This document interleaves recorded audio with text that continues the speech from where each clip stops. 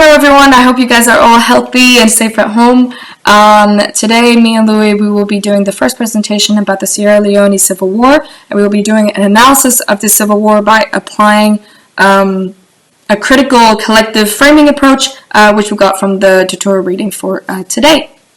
So as for the table of contents, I will be starting with a description of the case study itself, the Civil War.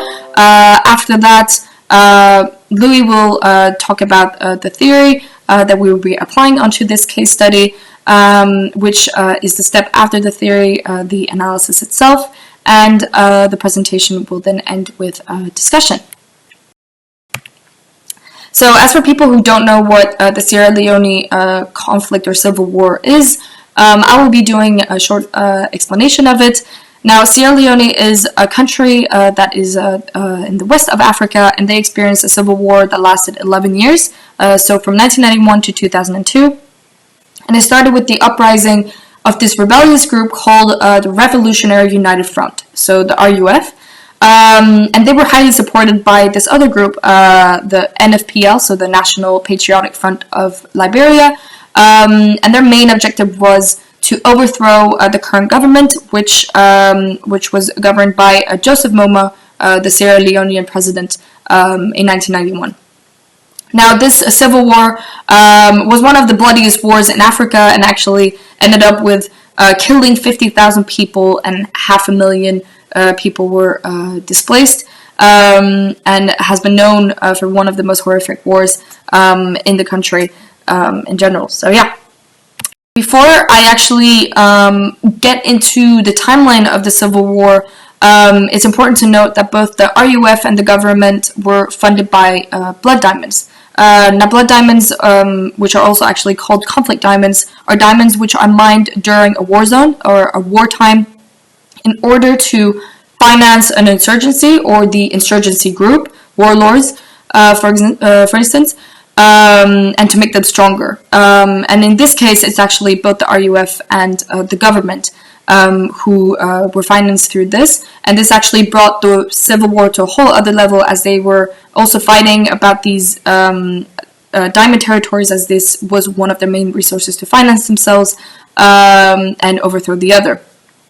And so if you're actually more interested in blood diamonds, I highly recommend to watch this movie called Blood Diamond, where Leonardo DiCaprio is the main actor. It's a really good movie. It's really interesting to watch, and actually kind of explains a little bit how blood diamond is one of the main drives, or can be one of the main drives of conflicts.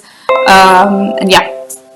So as for the timeline of the Civil War, as said or as mentioned, it started in 1991, where the RUF wanted to overthrow the government, and they actually did not succeed, but they ended up controlling a lot of the diamond-rich territories.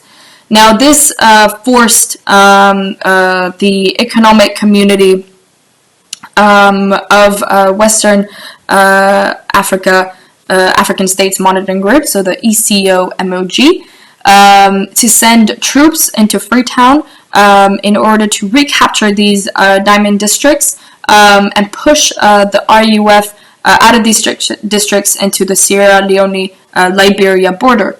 Now, actually, by the end of 1993, many people thought that the war had ended because the RUF seized most of its military operations and were actually not functioning as well as they were in the beginning.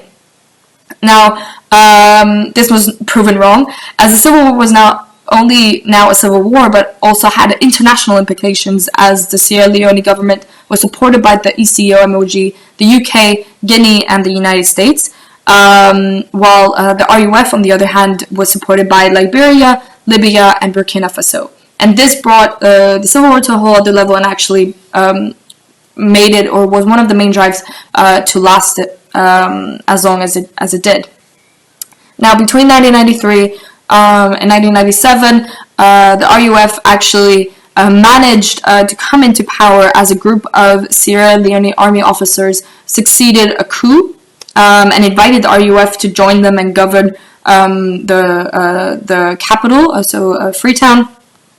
However, this does not last long, as they were still looting, raping, and murdering, making them not a very strong government, and also forced the ECO-MOG to retake Freetown, as this was such a horrible government. But as the RUF was put out of power, this continued the civil war, because the whole point of the RUF was that they wanted to be in power and wanted to be in the government, and as they were put out, this just continued the war. And so then in 1999, there was the first Loan Peace Accord, which was signed. This agreement actually said that the RUF could keep the diamond mines in return to disarm themselves and end all violence. This unfortunately did not end up being the case, as the RUF actually continued violence, and the rebels were again advancing on Freetown. And it was only with help from the United Nations, British troops, and the Guinean air support that the RUF was finally and completely defeated before they could take control of Freetown again. And it was then in 2002 that it was declared that the Civil War was finally ended. And so, as you can kind of see, the Civil War was mostly about the RUF coming into power, or between the RUF and the government, and them overthrowing the government, and also, of course, controlling lots of these diamond territories. Okay, so now I'm going to discuss the theory and apply it to this case.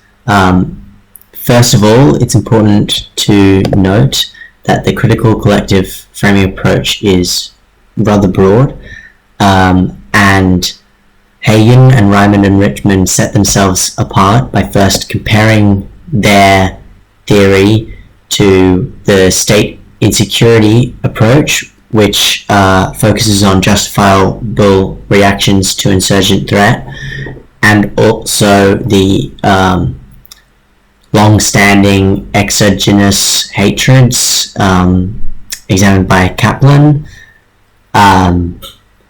Hagen and Ryman and Richmond focus instead on racial symbols and identification, as well as acknowledging past hostilities but noting the time and locality contingency of those hostilities. So the critical collective framing approach states that racial targeting is a socially constructed and critically contingent mechanism mediating the influence of population or resource competition on genocidal victimization. What does that mean? Hagen and Ryman Richmond clarify by comparing their theory to 6 past theories, 2 of which I just spoke about, and 4 of which they liken themselves to. Those 4 theories I've boiled down into the categories of resources, warlords, constructivist, and framing. So for the resources category of their theory,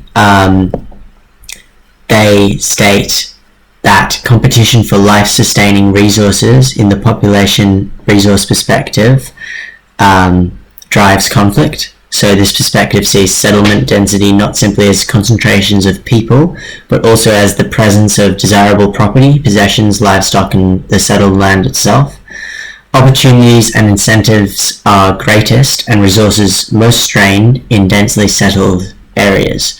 The influence of population and resources is also contingent and mediated by racial dehumanization, or so they posit. The category of warlords focuses more on the featuring of state-based ethno-political entrepreneurs who advance their interests by cultivating public fear and disrespect of subordinate groups. These feelings are often stimulated, the authors write, by socially constructed racial attributions. Now this approach is also constructivist and focuses on framing, and the constructionist approach emphasizes racial symbols and identity manipulation by elites, whereas the framing aspect identifies the shifts that appear during emerging conflicts as ranging from normal to crisis scripts or frames. When it comes to applying this theory to the case of Sierra Leone, we can see that the conflict is indeed based largely around resources. Food, diamonds, and diamond territories dominate the conflict and their key elements. Warlords is a slightly vague category in this sense. The RUF would be considered the warlords in this instance due to their developed reputation, because they were very intimidating and encouraged violence. The approach can be looked at through the constructivist lens, as the RUF manipulated the identity of children, both male and female, as prostitutes and soldiers, and they also constructed meaning behind food, not just the RUF, but throughout the whole conflict. At least that's the article by Shepler refers to that. Finally, the RUF framed the situation as a conflict, and at times so did civilians, especially at the beginning of the conflict. So it fits within the critical collective framing approach in these four aspects. So as for the con slide, which is where the case study does not fit within the theory. If we look at resources, there are none. As mentioned by Louis, food, diamonds, territory, and even property were all key elements of the conflict in Sierra Leone, so there are none in this aspect. Looking at warlords, in Hagen and the Ryman Richmond text, they refer to state-backed ethno-political entrepreneurs. So the RUF certainly cultivated fear and disrespect for different groups, but also certainly weren't supported by the state. So they were not state-backed, and there was no element of ethno-politicism, which is where you can see that the theory does not fit with this case. As for the constructivist aspect, the RUF had no real cause to construct symbols around, and they were more anti the government than pro anything else. So this is another way where you can see that the theory does not fit within this, in this case they were much more anti-government than promoting their ideology. And lastly, framing, after 11 years of conflict, the situation kind of became framed as a state of normalcy, which was not mentioned, or in general was not, you could say, predicted throughout the theory that this would have happened after 11 years of conflict, or of a civil war. And now we've arrived to the conclusion. So in general, me and Louis, we conclude that this theory does fit in a lot of aspects of the case study, and does show how resources have had a significant impact on how long the Civil War was going to last, and in general also shows how this was one of the main drives of this Civil War and made the Civil War as horrible as it was, and that in this theory can be applied to many conflicts. In general, we think that resources have always been a part of the equation when there's a conflict, and so we think that this theory can be applied in many cases. And so, yeah.